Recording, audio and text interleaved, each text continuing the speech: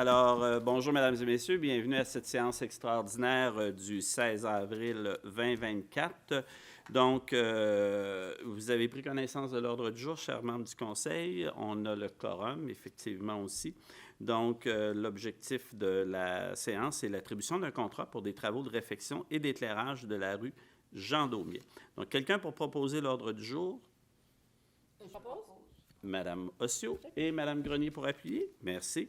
Et on passe tout de suite au point 3. Donc, on est heureux d'annoncer l'attribution d'un contrat pour la réfection de la rue Jean Daumier. Comme vous le savez, on est en mode rattrapage pour la réfection de nos rues.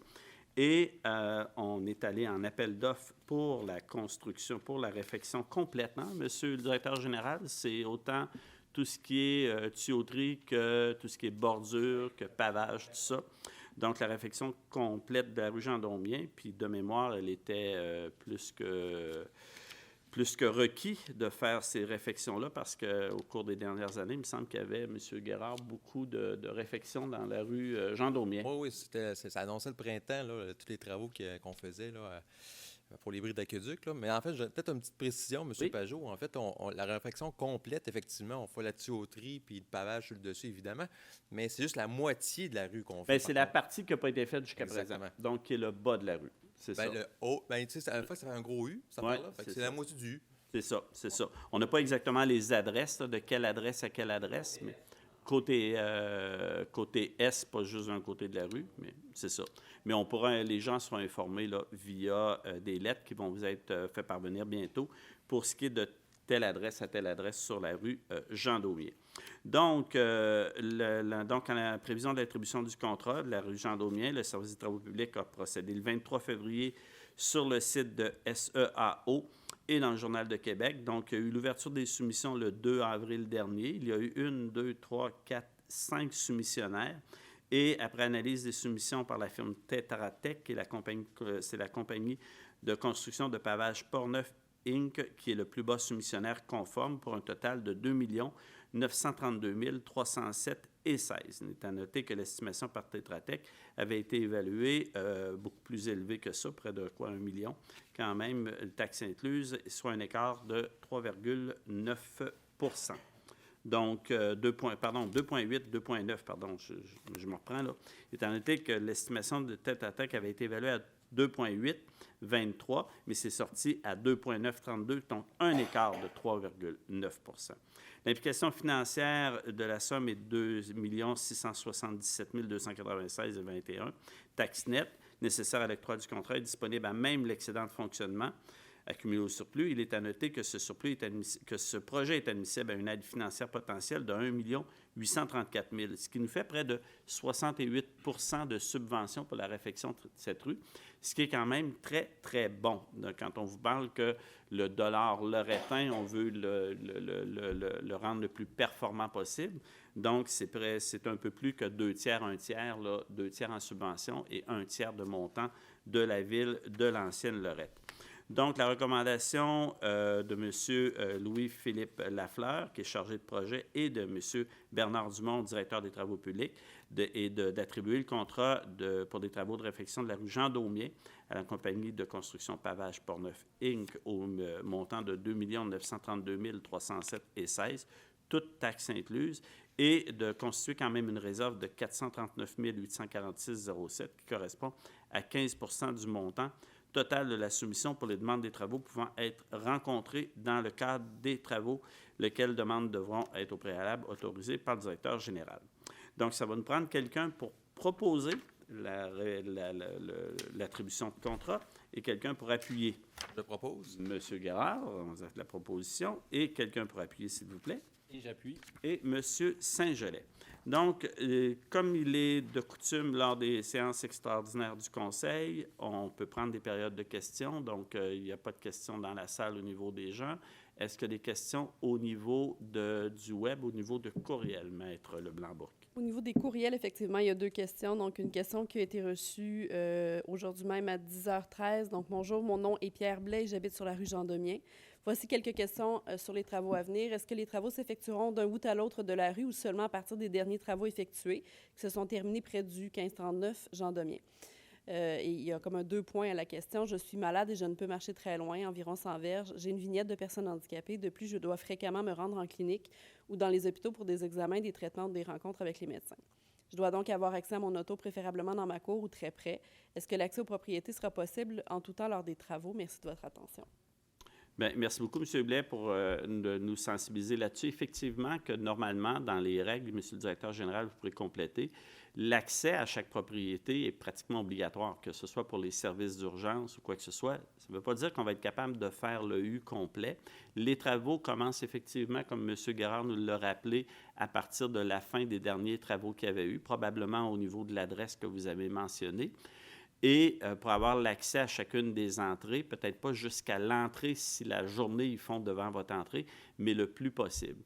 C'est sûr qu'en étant informé de votre situation, le directeur de la direction générale va le transmettre au niveau de la direction des travaux publics pour faire un suivi plus spécifique sur votre besoin. Monsieur le directeur général, vous pouvez peut-être compléter à ce niveau-là. Bien, ce que je peux compléter, c'est que évidemment, il y a toujours possibilité de mettre en place des mesures pour accommoder M. Blais, ce qui est toujours le cas d'ailleurs. À chaque fois qu'on fait des travaux, ce genre de demande-là peut arriver, puis on fait le nécessaire. Ça veut dire que, comme M. Pajot vient de dire, on ne peut pas garantir de passer d'un bout à l'autre de la rue dans le même sens, mais il y a toujours une possibilité de se rendre à la maison quand même. Soit d'un côté ou de l'autre côté, effectivement. Mais sachant ça, là, les gens des travaux publics, on va leur transmettre là, votre requête pour qu'ils prennent contact avec vous. Puis, s'il y a quoi que ce soit, n'hésitez pas là, à nous recontacter à ce niveau-là. Est-ce qu'il y avait une autre question? J'espère qu'on répond à votre question. Sinon, n'hésitez pas, M. Blais, à nous rappeler ou à parler à M. Guérard, qui est votre conseiller municipal. Là. Donc, effectivement, il y a une deuxième question par courriel de M. Jacques Biron, aujourd'hui, le 16 avril. Monsieur le maire, nous sommes heureux de savoir que notre rue sera refaite. Comme nous sommes dans l'impossibilité de nous présenter à cette séance spéciale pour une raison de disponibilité, nous avons certaines questions. Donc, première question, quand débuteront les travaux? Je vais peut-être y aller une question à la fois, oui. Ça va être moins... Bien, pour le début des travaux, on n'a pas encore de date définitive. On vient d'accorder le contrat, donc les discussions vont, dès que tout sera signé, en conséquence, les discussions vont commencer avec l'entrepreneur et la ville, mais vous serez informé par lettre et de différentes façons aussi, probablement par nos réseaux sociaux, que ça va commencer les travaux, mais par lettre, parce que c'est les gens impliqués de la rue, pour la date des travaux et la durée des travaux, qui avoisine autour habituellement pour ce type de travaux-là d'environ 12 semaines, dépendamment évidemment de la météo. Alors, c'est effectivement la deuxième question. Combien de temps dureront les travaux? Ensuite, conserverons-nous l'accès à notre résidence avec l'auto? Sinon, quelle sera notre solution? Certains résidents de notre rue sont à mobilité réduite. Effectivement, comme on vient de répondre à M. Blais, là, M. Biron, on est sensible à ça. L'accès pourra se faire soit d'un côté ou de l'autre, dépendamment des travaux, mais habituellement, on est capable d'avoir accès à chacune des résidences, mais ça se peut fort bien que pendant une certaine période, lorsqu'ils sont en train de faire les travaux devant votre résidence, on ne peut pas y avoir accès avec le véhicule, donc on est obligé d'y aller via les terrains adjacents, mais on trouvera des solutions là, avec les gens des travaux publics. S'il y a d'autres personnes dans la rue qui ont certaines difficultés au niveau de mobilité, je vous invite à leur faire part de parler aux travaux publics dès que possible, là, aux gens de nos travaux publics. Ensuite, là, on parle de l'accès aux véhicules d'urgence, les ambulances, les pompiers, à l'autobus scolaire également. Pour ce qui est des véhicules d'urgence, comme on en a parlé tout à l'heure, c'est coordonné, donc les gens ont accès. Pour les autobus scolaires, il faudra voir. C'est sûr que les autobus scolaires ne pourront pas avoir accès d'un bout à l'autre et un autobus scolaire de commencer à reculer dans cette rue-là. Probablement qu'à ce moment-là, l'autobus scolaire, ça, les gens seront... La commission scolaire va être informée, on va se coordonner avec eux autres, mais ça dépend aussi le début des travaux. Donc, est-ce que les travaux auront débuté, M. le directeur général, avant le 24 juin? Probablement en début juin.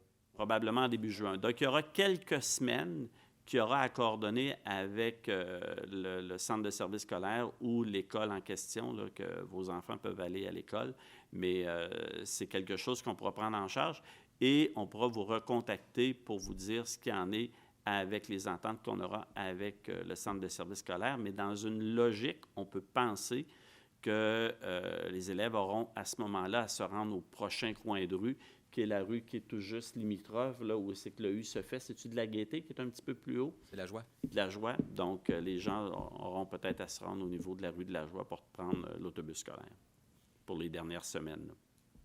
Et finalement, là, aurons-nous toutes ces informations avant le début des travaux? Et merci de prendre en considération nos interrogations.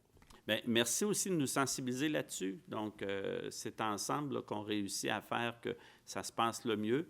On est conscient qu'il va y avoir des désagréments pour les gens du quartier, mais je pense qu'on est tous d'accord pour se dire que c'est vraiment dû, puis on va être correct pour 50 ans après, là. Donc, c'est ça. On est très heureux de pouvoir accélérer nos travaux de réfection de rue. Comme vous le savez, je le répète souvent, nos équipes sont très proactives pour aller chercher des subventions. Et dès qu'on est capable d'aller chercher ces subventions-là, bien, on les applique sur les rues dans un ordre qui est préétabli par rapport à ce que nos professionnels nous donnent au niveau de la désuétude de nos rues. Et on le voit présentement, quand on est capable d'aller chercher une subvention jusqu'à hauteur de 68 %, c'est à cause qu'on a choisi la bonne rue pour l'appliquer sur le programme de subvention. Donc, et c'est ce qu'on continue de faire avec nos gens au niveau de nos fonctionnaires. Puis on vous en remercie parce que vous êtes très proactifs là-dessus. Donc, est-ce que ça met fin à la période de questions? Oui. Merci. Donc, ça va nous prendre quelqu'un pour proposer la levée de l'Assemblée. Je me souviens de M. Guérard. Oui, absolument. Merci beaucoup, M. Guérard. Et quelqu'un pour appuyer? Alors, Mme Lorrain. Bien, merci beaucoup et on se donne rendez-vous qui est mardi, non pas le prochain mardi, mais l'autre d'après, je crois, le 30 avril pour la séance régulière du Conseil municipal. Merci beaucoup.